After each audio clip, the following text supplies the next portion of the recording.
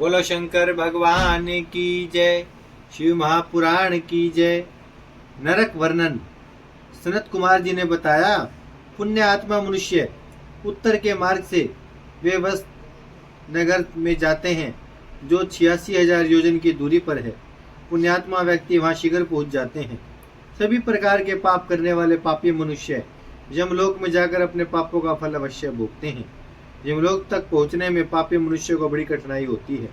ऐसे व्यक्तियों के मार्ग में नुकीले कांटे बिछे होते हैं और गरम गरम बालू बिछी रहती है।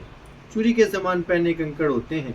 पापियों के रास्ते में चुभने वाले बांस, बड़े बड़े अंधकार युक्त वन, उन वनों में लगी हुई आग, स्थान स्थान पर सांप, बिच्छू, जोंक, व्याघ्र, सिंह, भेड़िए, भूत प्रेत, बड़े बड़े सिंह वाले भैंसे आदि पापियों को सताते हैं। उस मार्ग में अपना कोई मित्र, पुत्र, भाई बहन आदि कोई नहीं मिलता। शरीर नंगन रहता है। जीव और तालू सूखे हुए होते हैं।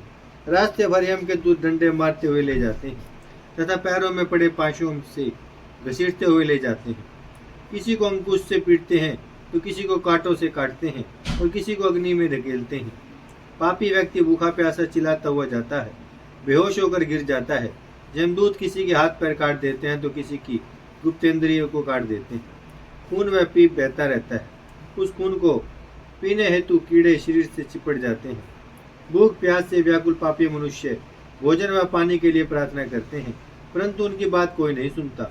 जो व्यक्ति जीवित अवस्था में कुछ दान कर देते हैं, उनको रास्ते में कुछ खाने पीने को मिल जाता है। बड़ी कठिनाई से मार्ग तय करके यमराज के सामने उपस्थित करते हैं। जो व्यक्ति अच्छे कर्म करने वाले होते हैं, उनका तो यमराज भी आदर करते हैं और पापी व्यक्ति को यमराज भयंकर रूप में दिखाई देते हैं। पुण्यात्मा व्यक्तियों को विमान में बैठाकर स्वर्ग लोक ले जाया जाता है और पापियों को रास्ते भर पर ताड़ना मिलती रहती है। महामल्लागिरी, महेंद्र, सहस्त्र, विंध्य आदि 7 पर्वत हैं। उनमें से वेद, स्मृति, पुराण आदि सदग्रंथ प्रकट हुए हैं। विंध्याचल पर्वत से सुगंधी, नर्मदा आदि 7 नदियां निकलकर पापों को धोती हैं। रक्ष पर्वत से गोदावरी, भगीरथी, ताप्ती आदि नदियां निकलकर बहती हैं।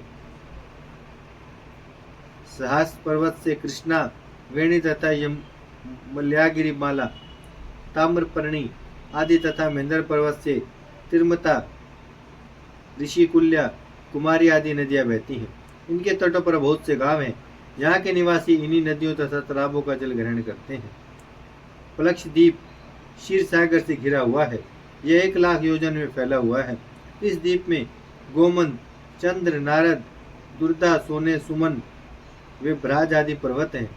इसमें अनुतप्ता, सुकृपा, अमृता, कृपा, त्रिदेवी, पाप धनी, शिखी नामक 7 नदियां बहती हैं। यहाँ के पर्वतों की नदियों के मध्य देवता, गंधर्व और द्विज जाति वर्ण के व्यक्ति रहते हैं। यहाँ सदैव त्रेता युग की तरह का वातावरण रहता है। यहाँ ब्रह्मादिक देवता सदा शिव का वेद मंत्रों से पूजन करते हैं। इसके मध्य में पीपल का महान वृक्ष है। शालमल्ली द्वीप, यह द्वीप पलक्ष द्वीप से 2 गुना बड़ा है। इस द्वीप के चारों ओर मदिरा का समुद्र है। इसके बीच में एक विशाल सेंबर का वृक्ष है। इसी के नाम पर इस द्वीप का नाम शालमल्ली द्वीप पड़ा। यहाँ पर श्वेत, हरित, भूत, रोहित, वेकल, मानस, सुप्रभ ये 7 वर्षे हैं। कुश द्वीप, यह द्वीप धृत सागर से घिरा हुआ है तथा शालमल्ली द्वीप से आकार में 2 गुना बड़ा है। यहाँ कुश अधिक हैं। यहाँ कुशेश, हरिधुत, मान, पार्वती तथा शिवा, पवित्रा, समिति, विद्या, दंभा, मही, महानदी आदि नदियां हैं। इन नदियों का बालू स्वर्णमयी है। यहाँ देव, यक्ष, गंधर्व आदि निवास करते हैं। क्रोच द्वीप, यह कुश द्वीप से 2 गुना है और दधी के समुद्र से घिरा है। यहाँ क्रोच, वामन, अंशकारक, दिवाधृति, पुंडरीक, दुंदुभी नाम के पर्वत हैं। गोरी, कुगदती, संध्या, रात्रि आदि 7 नदियां हैं। ये स्वच्छ जल से युक्त हैं तथा पुंडरीकों से सुशोभित हैं। शाक द्वीप, यह क्रोच द्वीप से 2 गुना है। यह शाक का बहुत भारी द्वीप है। यहाँ उद्याचल, अस्ताचल, जलधार, अधिकेश, केशरा आदि महान पर्वत हैं। यहाँ पर सुकुमारी, कुमारी, नलिनी आदि नदियां हैं। चित्रगुप्त कहते हैं, हे पापी व्यक्तियों, तुमने तो हमेशा पाप किया है, उसी किए हुए पाप का फल भुगतो। हे घमंडी राजाओं, तुमने थोड़े समय के राज्य में कितने ही अत्याचार किए हैं, प्रजा को महान दुख पहुंचाया है। अब उन पापों के फलों को भोगो।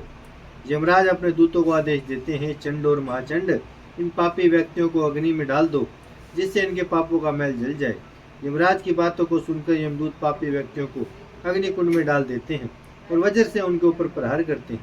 इससे उनके शरीर में रुधिर टपकता है और वो बेहोश हो जाते हैं। हवा के चलने से उनके जर्जर शरीर में प्राण लौट आते हैं। तो वो उन्हें फिर नरकों में गिरा देते हैं। इस पृथ्वी के 7 पदों के भी नीचे वे नरक होते हैं और वहां अंधेरा ही अंधेरा होता है। वे 28 नरक कोटि कहलाते हैं। उनके नाम इस प्रकार हैं।